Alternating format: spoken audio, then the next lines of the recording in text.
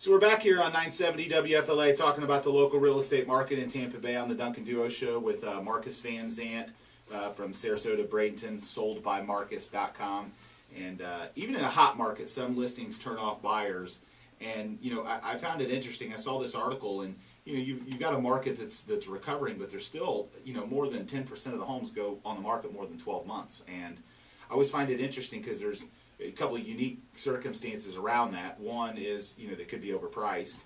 And two, something I'm seeing a lot more of is sellers being more and more restrictive about access to the property, or not really making sure to put the home in show-ready condition. You know, I met with Show Homes this week, a local staging, well, they're a national staging company, you know, to do some things. And it's surprising some of the statistics they provided me about how important it is to really get the property in tip-top shape. And you know, we've got some projects that we're working with them, and we're always giving clients staging advice, and sometimes you don't need it.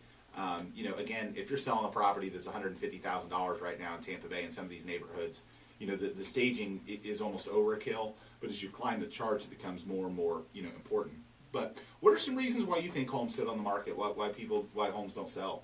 Well, I think you've nailed it. I mean, you know, I've had this conversation twice, once this morning and once yesterday with some sellers on that staging piece. You know, in Sarasota, and just kind of looking at some numbers, the last time I was on your show, we were right around 5 months inventory. And the reality is, in March, there was 887 homes sold.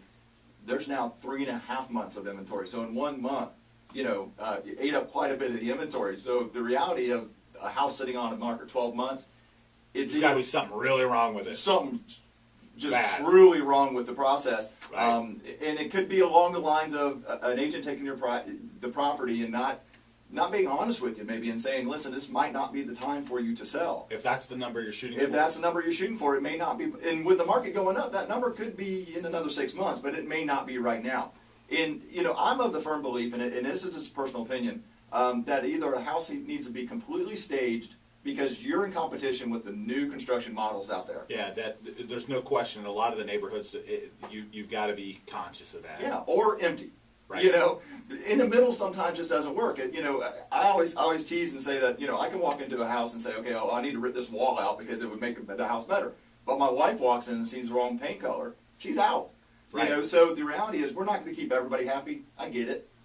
But we need to go to the masses. Right, and you only need to have one person to buy the house. However, you know, the one person that is the right buyer for your house needs to be impressed enough to sit down and put pen to paper. Well, that's what can help their emotional attachment. And I hear that a lot. Well, it's only going to take one, and I agree. I use that. However, what you have to look at is you have to set yourself up like a huge funnel. You need to drop as many people into the top of that funnel as possible in order for the one person to drop out. So if you're kind of situating yourself in your house for, oh, I just got one showing every other week or so like that, your funnel's not large enough. Right. You need to get as many people in that house as you possibly can, as early as you can, so they're now, the consumer's not out there going, well, that house is, you know, I keep hearing 3 months of inventory. Why has that house been on the market 6 months or 8 months?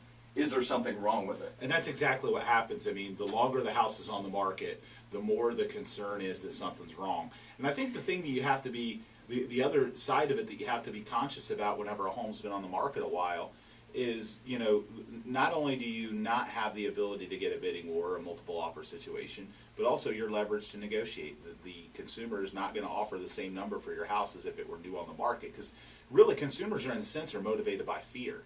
They're motivated by the fear that they could lose the house to someone else. And if there's no fear that they could lose to someone else, they're going to lowball the you-know-what out of you. However, if we're on the market 7 days, and there's a chance they love the house, and there's certainly a chance that they think someone else might love it and grab it up too, then ultimately they're in trouble. You know, and that's what motivates them. It's the fear of losing the house to someone else, and that's present right now in the market, and you have to take advantage of that. If you don't get your price right until 6 months down the line, you're not going to get the fear from the consumer anymore that, you know, the home, you know, may not be positioned, you know, the right way. Well, and I tell my team, you know, they come in and I say, you know, how's this particular buyer? What's the situation? How are they on? Oh, they have a short list. A short list? No. If they're comparing this house with 3 houses, they have 3 houses or 5 houses on their short list. That means they don't love any of them. Right. Because if they don't, if at the end of the day, You're not looking at that house and going, if I go home and I don't get it, I'm going to cry myself to sleep. Then it's not the right house. It's not the right house. Move on, rip up that sheet, and Right. go on to the next property. Yep, good point. So again, you're listening to the Duncan Duo Real Estate Show. We're going to be back after a quick news break here on 970. We're going to talk with Nate Davis from Plant City Mortgages about the mortgage interest deduction, some news in the mortgage market, as well as the difference between working with a big bank versus a local lender. After a quick break here on 970 WFLA.